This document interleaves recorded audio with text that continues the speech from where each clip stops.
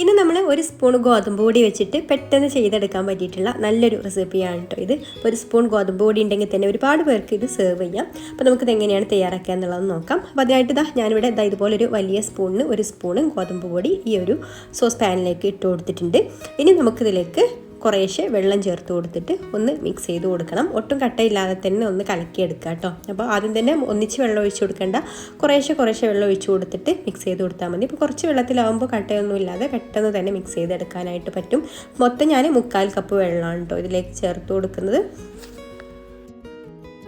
പിന്നെ നിങ്ങൾക്കൊരു വീഡിയോ കണ്ടുകൊണ്ടിരിക്കുന്ന സമയത്ത് ഇഷ്ടമാണെന്നുണ്ടെങ്കിൽ ഒന്ന് ലൈക്ക് ചെയ്യാൻ മറക്കരുത്. അതുപോലെ തന്നെ ഈ ചാനൽ സബ്സ്ക്രൈബ് ചെയ്യാതെ കാണുന്ന കൂട്ടുകാരാണെങ്കിലും ഒന്ന് സബ്സ്ക്രൈബും കൂടെ ചെയ്യാം കേട്ടോ. അപ്പോൾ അതാ ഞാൻ ഗോതമ്പ് പൊടി ഒട്ടും കട്ടയൊന്നും ഇല്ലാതെ നന്നായിട്ട് മിക്സ് ചെയ്ത് കൊടുത്തിട്ടുണ്ട്. ഇനി നമുക്ക് അടുപ്പ് കത്തിച്ചിട്ട് ഈ പാന് സ്റ്റൗവിൽ വെച്ച് കൊടുത്തതിന് ശേഷം നന്നായിട്ട് ഇളക്കി കൊടുക്കാം. കൈ എടുക്കാതെ തന്നെ ഇളക്കി കൊടുക്കണം കേട്ടോ, ഇത് അല്ലെങ്കിൽ അടിയിൽ പിടിക്കാൻ ചാൻസ് ഉണ്ട്.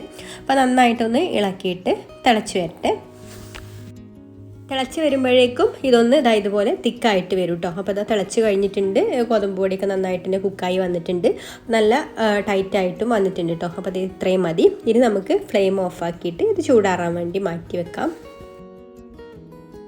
ചൂടാറിയതിന് ശേഷം ഞാനിതാ മിക്സിയുടെ ഒരു ജാർ എടുത്തിട്ടുണ്ട്. അതിലേക്ക് നമുക്ക് ഈ ഒരു ഗോതമ്പ് പൊടിയുടെ മിക്സ് ഇട്ട് കൊടുക്കാം. അപ്പോൾ ഇതൊന്ന് തണുത്ത് കഴിഞ്ഞപ്പോൾ ഒന്നും കൂടെ തിക്കായിട്ട് വന്നിട്ടുണ്ട് കേട്ടോ. അപ്പോൾ മുഴുവനായിട്ട് തന്നെ ഞാനിതിലേക്ക് ചേർത്ത് കൊടുക്കുന്നുണ്ട്. ഇനി നമുക്കിതിലേക്ക് മധുരത്തിന് ആവശ്യമായിട്ടുള്ള പഞ്ചസാര ചേർത്ത് കൊടുക്കാം. അപ്പോൾ ഞാനിപ്പോൾ ഇവിടെ ഒരു 5 ടേബിൾ സ്പൂൺ പഞ്ചസാരയാണ് കേട്ടോ ചേർത്ത് കൊടുക്കുന്നത്. അപ്പോൾ നിങ്ങളുടെ മധുരത്തിനനുസരിച്ചിട്ടും അതുപോലെ നമ്മൾ എത്രത്തോളം അളവിലാണോ ഉണ്ടാക്കുന്നത് അതിനനുസരിച്ചിട്ടൊക്കെ മധുരം ചേർത്ത് കൊടുക്കാം കേട്ടോ. പിന്നെ ഇതിലേക്ക് നല്ലൊരു ഫ്ലേവറിന് വേണ്ടിയിട്ട് ഒരു 1/2 ടീസ്പൂൺ വാനില എസൻസും കൂടെ ചേർത്ത് കൊടുക്കുന്നുണ്ട്.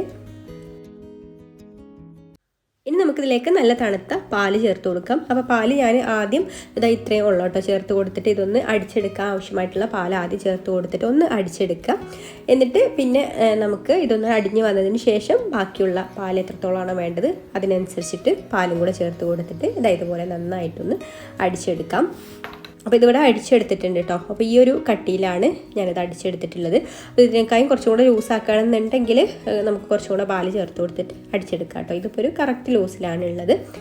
ഇനി നമുക്കിതിലേക്ക് നമ്മൾ സാധാരണ വെള്ളത്തിലൊക്കെ ഇട്ട് കൊടുക്കില്ലേ, കറുത്ത കസ്കസ് കുതിർത്ത് വെച്ചത്, അതും കൂടെ ഇതിലേക്ക് ചേർത്ത് കൊടുക്കുന്നുണ്ട്.